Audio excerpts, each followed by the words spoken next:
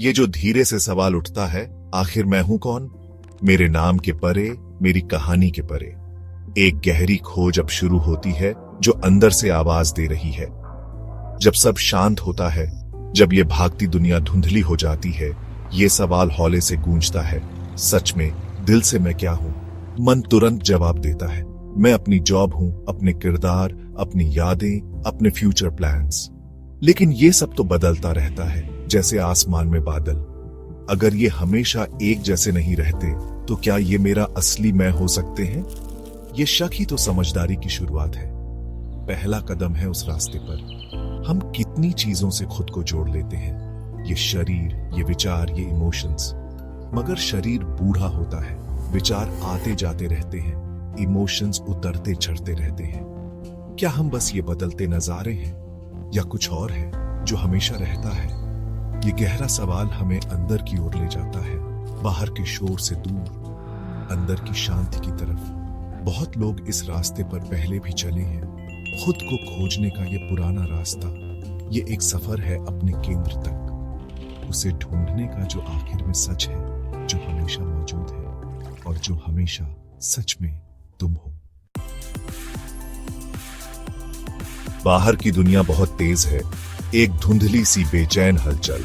शहरों में एनर्जी की धूम है, लोग अनगिनत चीजों के पीछे भाग रहे हैं। ये माया का रंगीन खेल है, एक बड़ा सा भ्रम जो हमारी सेंसेस को लुभाता है। ये हमें बाहर की तरफ देखने पर मजबूर करता है, हमेशा कुछ और पाने की चाह में। हम कई मुखौटे पहनते हैं, काम के लिए, फैमिली के लिए, दोस्तों के लिए। क्या ये मुखौटे ही हम हैं, या सिर्फ किरदार जो हम निभा रहे हैं?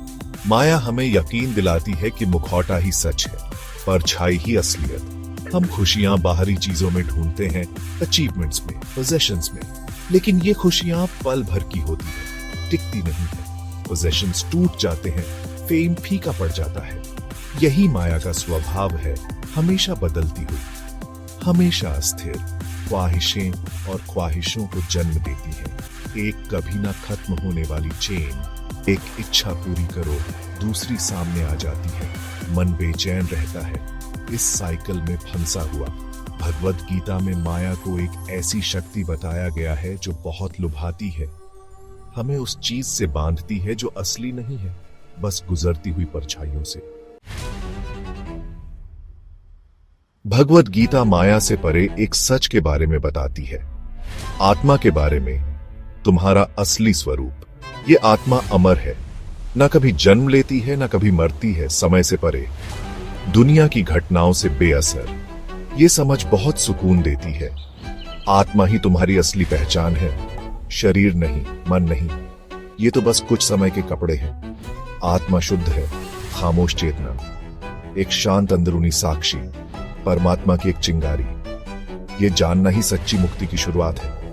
हम इस फॉर्म से कहीं ज्यादा हैं, इन आते जाते विचारों से कहीं ज्यादा। ये पहचान ही आजादी है।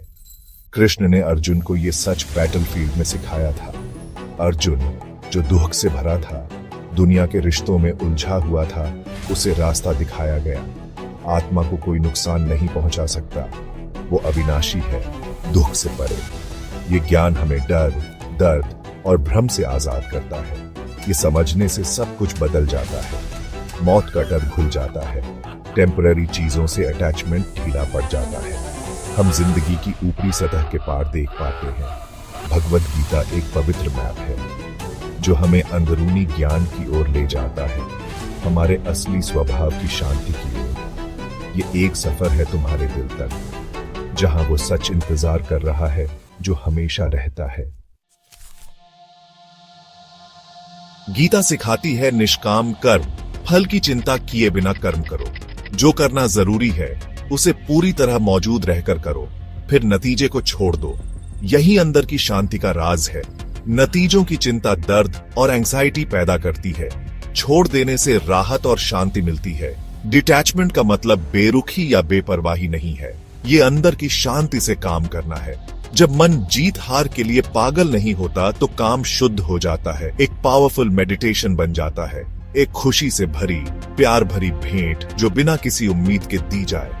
अंदर की शांति खिल उठती है, भागता हुआ मन शांत हो जाता है, बेचैन ख्याल मिट जाते हैं, एक गहरी स्थिरता उभरती है। जागृति का वो पल, शांति कहीं और नहीं मिलती, वो तुम्हारे अंदर ही है, हमेशा मौजूद, बस पहचाने जाने का इंतजार कर रही है। सच्ची आजादी अपने अमर मैं को जानना है, माया के भ्रमों से आजाद, इच्छाओं की पकड़ से आजाद। शक का सफर खत्म हुआ, तुम घर पहुंच गए हो, उस शांति तक जो तुम सच में हो।